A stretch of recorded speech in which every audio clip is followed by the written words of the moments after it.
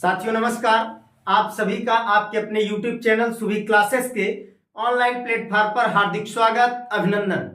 साथियों, जैसे पूर्व में आपको रीट और 12th बायोलॉजी के कुछ वीडियो उपलब्ध हुए थे, आज उसी में से रीट लेवल 2 का टॉपिक है विषाणु, वायरस। आज जिसके बारे में हम जानेंगे, जो आज ये टॉपिक आपके सामने है दोस्तों, तो आप सभी स्वस्थ होंगे, मस्त होंगे, ऐसी आशा करता हूं।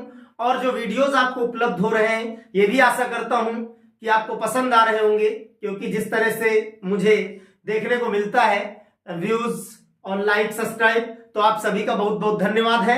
और आज इस टॉपिक को लेके चलते हैं वायरस को। तो वायरस है क्या, सबसे पहले जानेंगे, और ये किस चीज से बने होते हैं, किस प्रकार से बने होते हैं, और ये कितने प्रकार के होते हैं, और इनके द्वारा क्या क्षति पहुंचाई जाती है, नुकसान या क्या लाभ है, ये सारी चीजें हम जानेंगे। बट आज के इस वीडियो में 50% आधा परिचय वायरस का संपूर्ण होगा, और नेक्स्ट जो पार्ट 2 आएगा उसमें पूर्ण परिचय आपको साथियों मिलेगा। तो आए सभी देखें। वायरस विषाणु की बात करते हैं तो सबसे पहले परिभाषा, ये 12th class agriculture biology chapter number 5 जो 5वां चैप्टर है, उनके लिए भी इंपॉर्टेंट है, और रीट लेवल 2 के लिए तो इंपॉर्टेंट है ही। तो साथियों यहां कह रहा है परिभाषा में जो डेफिनेशन है, अति सूक्ष्म अविकल्पी परजीवी।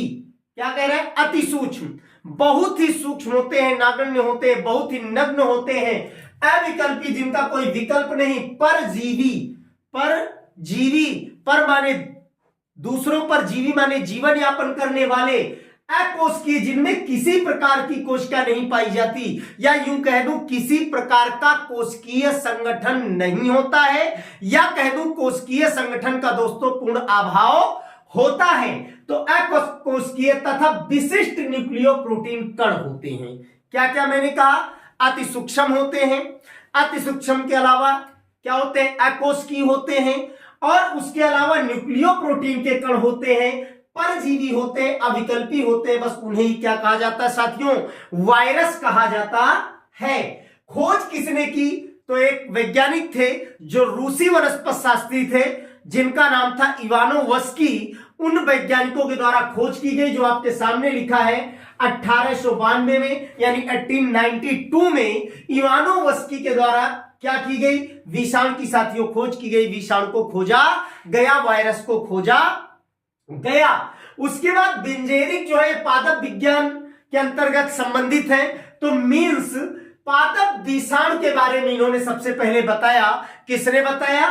तो ये है आपके बिंजेरिक, पादप विषाणु विज्ञान का जनक कहते हैं, और इन्होंने संक्रामक जीवित तरल की संज्ञा दी थी। मैंने कॉमा नोटेड कॉमा में दोस्तों लिख रखा है जी, इन्होंने कहा था संक्रामक जीवित तरल कहा था, क्योंकि जब आप पढ़ेंगे टीएमयू तंबाकू मोज़ेक वायरस, और वहां पर वायरस के बारे में संपूर्ण परिचय पढ़ेंगे, तो वहां पर क्षणिक वायरस के रूप में बताया गया, और बिंजेरिक को इसीलिए पादप विषाणु विज्ञान का जनक कहा जाता है। और संक्रामक जीवित तरल की संज्ञा किसने दी?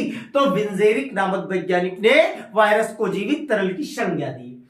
उसके बाद वायरस को क्रिस्टल के रूप में पृथक करने का श्रेय किसको गया? तो WM स्टैनले को। वैसे ज्यादातर बुकों में स्टैनले लिखा जाता है, यहां पूर्ण रूप से WM स्टैनले, फिर भी ये शॉर्ट नेम ही है। WM स्टैनले के द्वारा जो है इनको क्रिस्टल के रूप में पृथक किया गया। क्रिस्टल माने कण के रूप में कह दिया जाए, पृथक किया गया। इसके लिए मैं पहले ही आपको आश्वस्त कर दूं कि एक लाइन मैंने यहां लिखी, आप देख पा रहे होंगे, क्रिस्टल बना सकते हैं किसकी भांति? निर्जीवों की भांति। क्योंकि जब तक ये नेचर में पाए जाते हैं दोस्तों, प्रकृति में पाए जाते हैं, तब तक ये डेड होते हैं, निर्जीव होते हैं। लेकिन जैसे ही किसी पोषी या इंग्लिश में कह दे होस्ट की कोशिकाओं में जाते हैं, तो इनका व्यवहार कैसा हो जाता है? इनका व्यवहार जीवन के समान हो जाता है, जैसे इनमें जीवन पाया जाता हो। इसीलिए तो इनको सजीव और निर्जीव दोनों के बीच की कड़ी कहा जाता है। चले खैर, तो यहां मैंने बताया कि क्रिस्टल के रूप में इनको पृथक किया गया, अलग किया गया। किसके द्वारा? WM स्टैनले के द्वारा इनको क्या किया गया? पृथक किया गया, और निर्जीवों की भांति इनको क्रिस्टल के रूप में बना सकते हैं, या बन सकते हैं, या अलग कर सकते हैं। कह रहा है विषाणुओं के बारे में अगर हम बात करें, तो सजीवों के क्या लक्षण विषाणु में पाए जाते हैं, जो ये दर्शाते हैं कि ये लिविंग्स हैं, सजीव के समान है दोस्तों। तो सबसे पहला आनुवांशिक पदार्थ जो सभी जीवधारियों में पाया जाता है या सभी जीवधारी की कोशिकाओं में पाया जाता है। कोशिका में क्या होता है? केंद्रक होता है। केंद्रक में इनकी उपस्थिति पाई जाती है। और क्या है? DNA, RNA, deoxyribose nucleic acid, RNA ribose nucleic acid. लेकिन यहां मैंने ऑब्लिक लगा रखा है, तो ये बिल्कुल आप ध्यान से सुन लें और समझ लें कि दोनों में से एक, या तो डीएनए होगा या आरएनए होगा, दोनों में से एक की उपस्थिति पाई जाएगी। दोनों एक साथ कभी भी वायरस में नहीं पाए जा सकते हैं। तो पहला लक्षण ये जीवन के समान है, जीवित के समान है, जीवधारियों के समान है। डीएनए आरएनए दोनों की उपस्थिति पाई जाती है। गुणन, गुणन माने यहां दूसरी भाषा में अगर मैं कह दूं जनन या कह दूं संख्या में वृद्धि, तो यह प्रवृत्ति जीवधारियों में पाई जाती है। क्योंकि सबको पता है, मैंने पूर्व में पढ़ाया लिविंग्स नॉन लिविंग्स के बारे में, सजीव तथा निर्जीव के लक्षण के बारे में, तो वहां मैंने बताया है कि सभी जीवधारी जीवन मरण के चक्र से गुजरते हैं और अपने समान नई संततियों को उत्पन्न करते हैं, निरंतरता बनाए रखते हैं। तो यहां प्रवृत्ति है गुणन, जनन यानी संख्या में वृद्धि की पाई जाती है। लेकिन कहां? केवल होस्ट या पोषी कोशिकाओं में, अर्थात किसी जीवधारी की कोशिकाओं में अगर ये किसी माध्यम से पहुंच जाते हैं तो वहां जनन या गुणन करने लगते हैं। उसके बाद विषाणुओं में निर्जीव के लक्षण, सजीव के केवल 2 लक्षण हैं। मैंने बताया आनुवांशिक पदार्थ की उपस्थिति, डीएनए आरएनए, कभी दोनों नहीं हो सकते, दोनों में से एक ही उपस्थित पाया जाएगा दोस्तों। दूसरा, गुणन की प्रवृत्ति केवल पोषी कोशिकाओं में, किसी जीवित कोशिका में जब पहुंच जाते हैं। लेकिन निर्जीवों के लक्षण इनमें कौन कौन से हैं? तो अभी मैंने कहा था क्या? अकोशिकीय, ये यहां पर मैंने बताया था, अकोशिकीय किसी भी प्रकार का दोस्तों कोशिकीय संगठन नहीं पाया जाता, या यूं कह दो विषाणुओं में कोशिकीय संगठन का पूर्णतः अभाव होता है। तो इसीलिए निर्जीवों का लक्षण है, निर्जीव में किसी प्रकार का कोशिकीय संगठन नहीं पाया जाता। ठीक है। उसके बाद जैविक क्रियाओं, जैसे सजीव सभी उत्सर्जन करते हैं, श्वसन करते हैं, पाचन करते हैं, परिवहन करते हैं, परिसंचरण करते हैं, ये सभी जैविक क्रियाएं चलती हैं जिसके द्वारा ये पहचाना जाता है कि ये सजीव है कि निर्जीव है। तो यहां पर इनमें जैविक क्रियाओं का अभाव होता है। जैसे उदाहरण मैंने लिखा, श्वसन या उत्सर्जन जैसी कोई क्रियाएं नहीं पाई जाती हैं। उसके बाद क्रिस्टल के समान मैंने बताया, इनको बना सकते हैं, पृथक कर सकते हैं, जिसको मैंने बताया था कि क्रिस्टल के रूप में पृथक करने का श्रेय WM स्टैनले को दिया जाता है। अब सजीव तथा निर्जीव के बीच की कड़ी, पहला क्वेश्चन तो मैंने आपको बताया था कि जब ये बाय नेचर प्रकृति में होते हैं बाहर, तो ये निर्जीव की भांति व्यवहार करते हैं। लेकिन जब कभी जीवित जीवधारी की कोशिका में अंदर पहुंच जाते हैं, या पोषी या होस्ट कह दें, अंदर सेल में पहुंचते ही डेवलपमेंट करने लगते हैं, गुणन करने लगते हैं, जनन करने लगते हैं, या कह दूं अपनी संख्या में वृद्धि करने लगते हैं। तो यही चीज इनको सजीव तथा निर्जीव के बीच की कड़ी बनाती है। उसके बाद एक इंपॉर्टेंट बात ये लिखी है, विषाणुवाद्य प्राचीन कण नहीं है, ऐसी मान्यता है। क्योंकि मैंने आगे लिख रखा है अपवाद, अगर आपको दिख रहा होगा, थोड़ा जगह कम थी दोस्तों, मैंने शॉर्ट में लिख दिया है कि अपवाद है। कैसे? विषाणु आद्य प्राचीन कण नहीं है।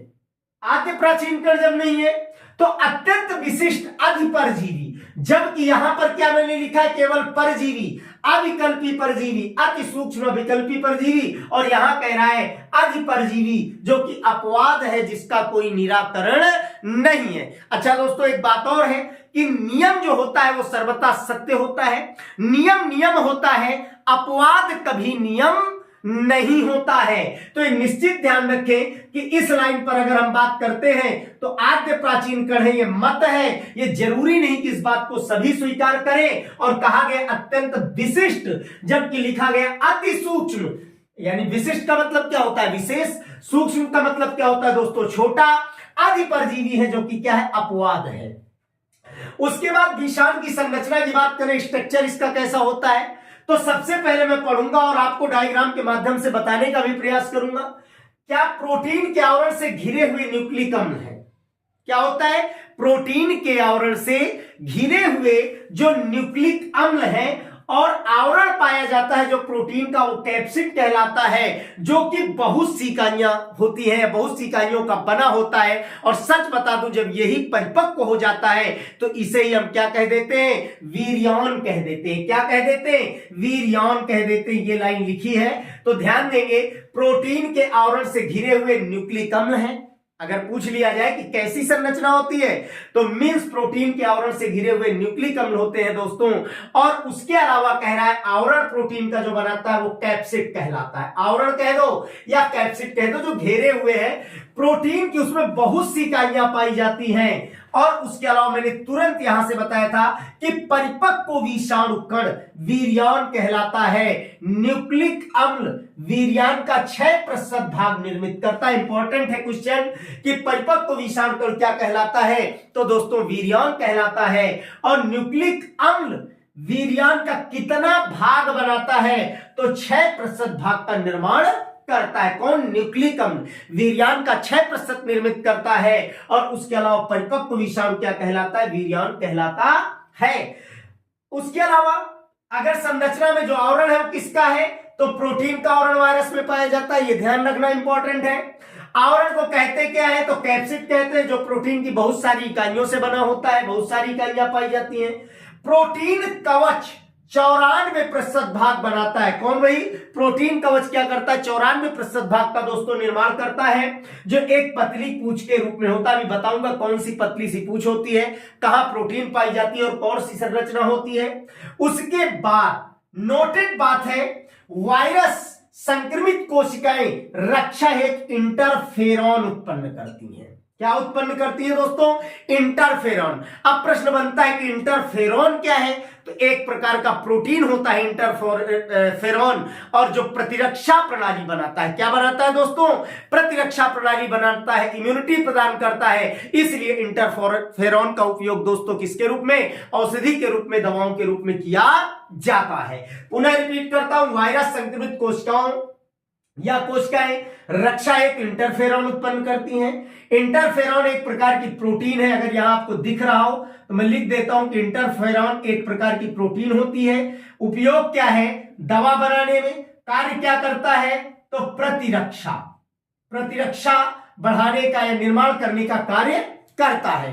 प्रजनन जीवधारियों के समान गुणन करता है, इसलिए सजीव निर्जीव के बीच की कड़ी कहलाते हैं। पहले बता दिया है कि मीन्स गुणन करने की इनमें क्षमता पाई जाती है। प्रकृति में निर्जीव होते हैं ये, लेकिन जब होस्ट पोषी कोशिकाओं में जाते हैं डेवलपमेंट या गुणन करने लगते हैं दोस्तों। अब इसकी हम संरचना की छोटी सी बात कर लेते हैं। यहां शायद दिख रहा होगा, आपको बता दूं, एक इस प्रकार का स्ट्रक्चर मैं छोटा सा बना देता हूं, और ये स्ट्रक्चर बिल्कुल आपका किसका है, तो ये आपके वायरस का स्ट्रक्चर है। किसका स्ट्रक्चर है? वायरस का स्ट्रक्चर है। और इसमें ये जो मैं ऐसे दिखा रहा हूं, ये प्रोटीन का आवरण पाया जाता है। क्या पाया जाता है?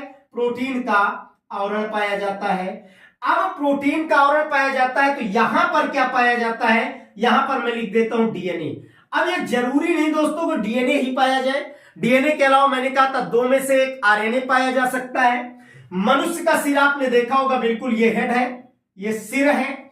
उसके अलावा ये आरएनए या डीएनए उपस्थित होते हैं, और ये मैं यहां लिख देता हूं प्रोटीन।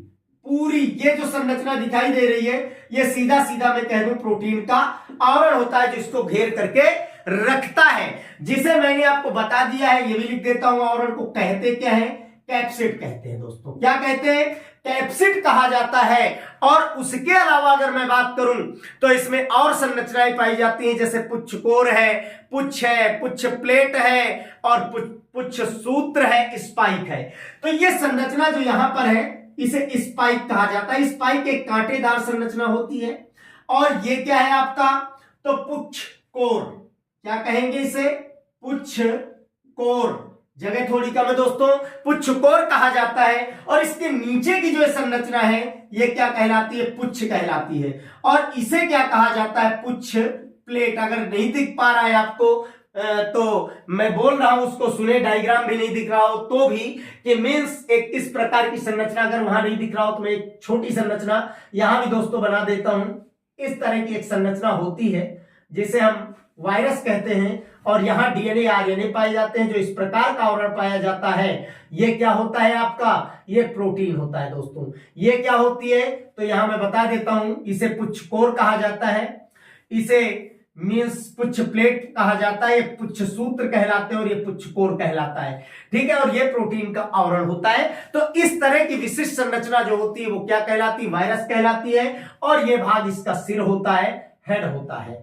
तो क्या बताया, ये इस प्रकार की संरचना, ये सिर है, ये प्रोटीन का आवरण है, ये डीएनए या आरएनए दोनों में से एक की उपस्थिति है। उसके अलावा मैंने बताया कि पहली संरचना पुच्छ कोर कहलाएगी, उसके अलावा पुच्छ कहलाएगी, ये पुच्छ प्लेट कहलाएगी, और ये कांटेदार संरचना दोस्तों क्या कहलाती है, स्पाइक कहलाती है। और नीचे इस प्रकार की संरचना वो पुच्छ सूत्र कहलाती है। क्या कहलाती है, पुच्छ सूत्र कहलाती है। तो इस तरह से वायरस का इतना भाग रहा आपके सामने, एक छोटा सा वीडियो था। अब नेक्स्ट में विषाणुओं के प्रकार बताऊंगा, जीवाणु भोजी, वायराइड और प्रियान। लेकिन ध्यान दें, केवल विषाणुओं के प्रकार और इनसे कुछ लाभ हैं उनकी भी चर्चा करूंगा। हानि तो होती है लेकिन लाभ भी प्रत्येक चीज से होती है, क्योंकि प्रकृति में दो पहलू पाए जाते हैं, दुख है सुख है, तो लाभ है तो हानि है। जीवाणुओं से रोग होते हैं, जीवाणुओं से लाभ है।